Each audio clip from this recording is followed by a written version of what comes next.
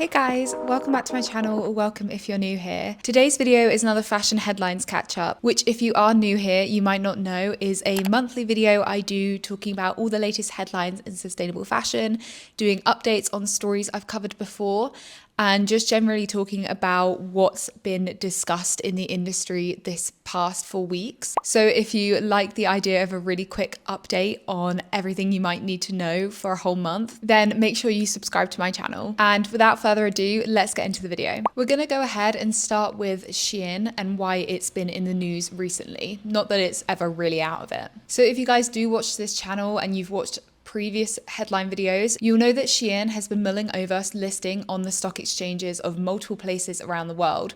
Most recently, they're considering London.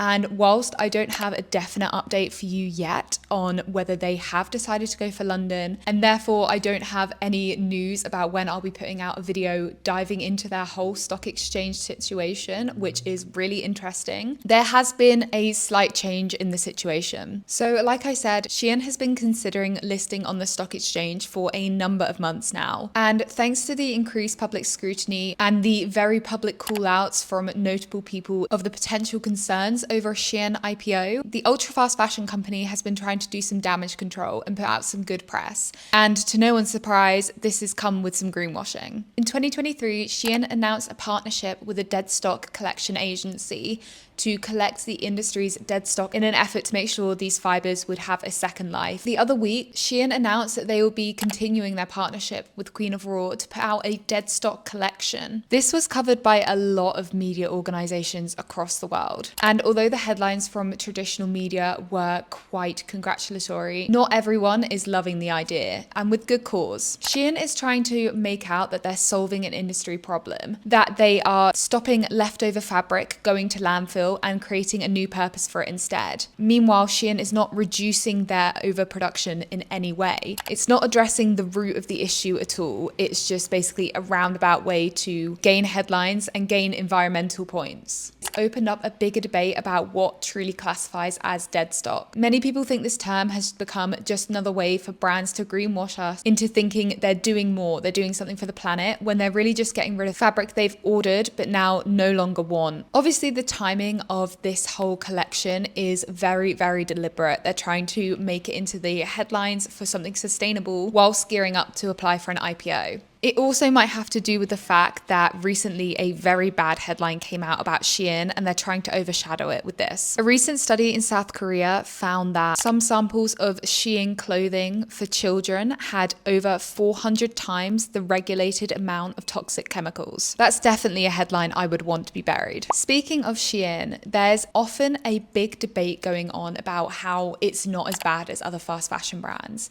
And actually, I have a headline for you that proves that it is. Temu and Shein are reportedly responsible for up to 88 flights of cargo planes per day, delivering their packages to the US and the rest of the world. According to one calculation by Forbes, around 9,000 tons of cargo is shipped every day by Temu and Shein, meaning these massive Boeing 777 planes are completely full 88 times over. The reasons for this is because Temu and Shein, unlike other retailers, ship their packages directly to consumers from their factories in China. The increased number of planes needed has gotten to the point where it's upending the global air cargo industry. Some companies are now dropping other brands like Amazon in favor of servicing Shein and Temu instead. Like I said, this is a direct reminder that when we say ultra fast fashion is worse than fast fashion, this is the scale we're talking about. Imagine how many of those packages are made up of cheap polyester materials which are destined to landfill in less than 3 months. I'd say maybe half of them at least, if not more. You think about the scale of that. Okay, quick update now on my live shopping video that I did a little while ago. Zara is now introducing live shopping to the UK and US markets. It's only the latest in a long string of brands announcing their live shopping strategies, including eBay, AliExpress, and TikTok. Clearly, brands are seeing this as a massive opportunity to get us to spend more without thinking about it. or impulse shopping. I think people should be very wary of using these services online. The recent rise of blackout shopping, which I covered in my other video on TikTok Shop, proves that we are replacing shopping as entertainment in our lives, and that can only have negative effects for our wallets, our wardrobes, and the environment. The next story I want to talk about is a little bit of a critique on the way fashion talks about sustainability. I saw a headline on a B2B magazine I follow, which said, "What happens when it's too hot to make fashion?" Now, the story was all about how our supply chains in fashion are majorly based in the global south, which is unfairly experiencing the impacts of climate change. The fact that this magazine was talking about the devastating impacts of droughts and heat waves in places where fashion is made, in the context of how brands are going to cope with reduced capacity and reduced production because people literally can't do their jobs, is kind of sickening to me. I mean, maybe it's the only way the Western world will pay attention if their money is at risk. Over the last 2 months, many of fashion's largest manufacturing hubs in South and Southeast Asia have been hit by dangerous, record-breaking heat waves. Garment workers are having to work in unsafe conditions in record heats with little to no breaks because they still have to make their quotas. The article made sure to mention the impact this is probably going to be having on CEOs and what they might be concerned about, which is absenteeism from jobs, lower productivity, and malfunctioning equipment. I think it really does show the divide and the detachment we have as a society towards who is actually making our clothes. CEOs only care about the bottom dollar, about what these heat waves are doing for their business, and they're not really thinking about the fact that these numbers equate to people, they equate to lives. This is happening across the world. In India, they're also experiencing record-breaking heat waves. And since it's one of fashion's biggest cotton manufacturers, primarily women are having to go out into sun-baked fields to pick cotton with little to no protection. And in the second-hand fashion markets of Ghana, floods have wrecked the area. And that's only being exacerbated by the clothing landfills that we in the global north are contributing to. Clothing waste is clogging the gutters and the drainage in the area, meaning the water has nowhere to go and only rises and exacerbates the problem. The fashion industry needs to be better at addressing these problems and caring about them in the same way they would if it was happening on their doorstep. CEOs need to be investing in better infrastructure, air conditioning for buildings, better pay, more workers' rights, so that if they do need to take a day off due to sickness from the heat, they feel like they can without missing out on vital wages. One of the most interesting reports from this month is about fashion consumption in Australia. Australia was recently named as the world's biggest consumer of textiles per capita, overtaking the US, whose population normally gets all of the heat for their clothing consumption. Not only does this research show that Australians are consuming more clothing than anyone else on the planet, it also offers valuable insight into their habits with fast fashion and their knowledge. The average value per item purchased in Australia is way lower than the rest of the Western world. Their average clothing item is priced at $13, which when you compare it to the UK's $40 or the USA's $24 is quite noticeably lower. Even Brazil's $16 is higher. Fewer than half of Australians could identify petroleum as the source of polyester. Clearly, there's a need for regulation and education here. Australia seems to be lagging behind other countries like France when it comes to fast fashion taxes. The federal government of Australia has proposed a 4 cents per garment levy for fast fashion to cut clothing waste and fund domestic recycling schemes. But experts are saying that this is way too low and it should be more like 50 cents per item if we want to actually change brands' behavior. The next story is an update on that video I did a little while ago on fashion's water issues. A recent study found that water sources in Bangladesh that were close to textile and clothing mills were rife with forever chemicals. The manufacturers near where these levels were found were sourcing for brands such as Calvin Klein, H&M, Marks & Spencer's, Sainsbury's, Zara, and many more industry names. The thing is, fashion already knew that there was a problem with water pollution at their textile dyeing sites. I covered this in my video, which is maybe more than a month old, and the research that I showed was not new. This has been going on for years.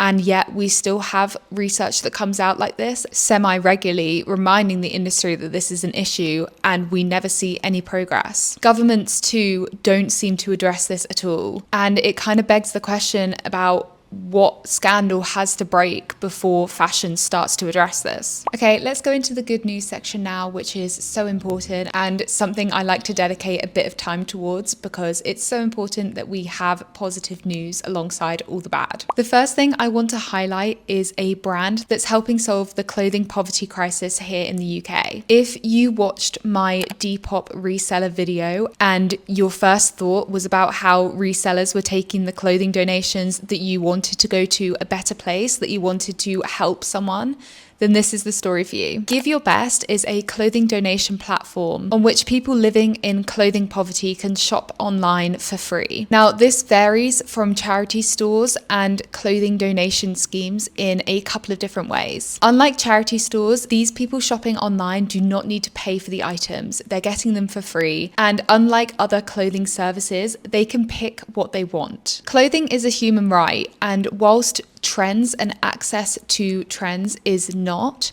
it's nice for people to be able to wear what they want and feel good in their clothing because it reflects their true style. Give Your Best offers people living in clothing poverty the gift of choice, and it's a very worthwhile cause considering a lot of us simply chuck our donations at charity stores who then funnel them into the global south through waste colonialism. What if we could guarantee that those donations were going towards someone who really wants them instead? Clothing poverty in the UK has become a huge issue now. It's grown in recent years thanks to Brexit, the cost of living, the pandemic, but we don't really talk about it a lot considering we're supposed to be a rich country that doesn't have issues like this.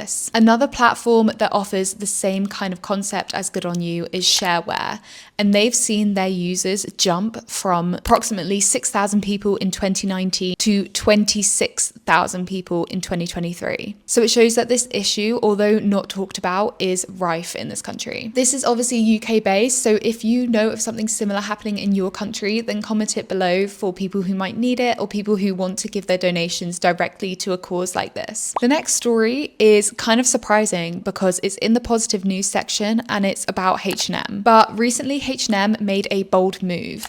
They called out the Science Based Targets initiative for considering carbon offsetting as a viable way to offset carbon emissions in brand Scope 3. And if you're not sure what Scope 3 means, watch my video on supply chains to understand more. H&M's statement said that the decision to include carbon offsetting as a way to reduce Scope 3 weakens corporate climate pledges and makes real decarbonisation efforts from other brands less attractive to corporate. It also means that brands will rely more on offsetting and not invest in technology that actually reduces the problem rather than setting it on someone else. To be fair to H&M, this is a viable concern, and although they've used carbon offsetting in the past, they are now investing in viable alternatives, and they have been seeing some successful results for this. No one's saying H&M is now a sustainable company or that they are leading the way in sustainability, but they are a big name in fashion. There's no getting around that. And for them to call out so publicly a scheme that many people in the industry rely on but has been proven to not been that effective means that we might see change. It means that other brands might listen to their words and follow in their footsteps on actually decarbonising supply chains rather than offsetting, for fear of being called out at the very least. The next thing I want to talk about, and maybe just tease because I kind of want to do a deeper dive into this, is Gen Z's recent obsession with fashion's behind the scenes processes. I've been seeing so many videos recently of fashion putting out videos about their factories and how products are made, and Gen Z seem to be really responding to this. I think it's showing a trend of us becoming more involved in our clothing processes and more interested in how something is made and what goes into it, which can only be good because understanding is the first step towards change. It may also encourage brands to be more transparent about their supply chains and clean them up if they're going to be showing them to thousands of people. So I feel like this can only be a win. And I want to explore this further, maybe in another video, and maybe even contribute to this trend myself by going behind the scenes at some brands. Let me know if that sounds interesting to you. Okay, last story centers around a material often used in fashion, but with a distinctly unethical process. That is, until now. A company is now using a blockchain technology to fully map out the supply chain of cashmere. From the goats being raised and sheared in Mongolia to the customer's doorstep, Nativa Cashmere want to fully map out the supply chain so companies and customers can better understand the impact of the material through its life, and also regulate things like animal cruelty and social responsibility. Now, this is really interesting considering cashmere is not the most ethical material, like I mentioned. Some activist groups have called for a ban. Some brands have followed through with that ban. But if they can get to a point where all cashmere is certified animal cruelty free, socially responsible, then it could mean great things for this fabric. It also brings us one step closer to a completely transparent supply chain. The company that introduced this blockchain cashmere has done it with a few other fibers now. And if they're seeing success, then it could mean it becomes commonplace in the industry, which would be great. Okay, I think that's all my stories for now. I hope you guys enjoyed it. Let me know any thoughts on any of the stories. I love hearing what you guys have to say. And if you've watched this far, please like this video and subscribe. It means the whole world to me. But anyway, have a lovely day and I'll speak to you really soon. Bye.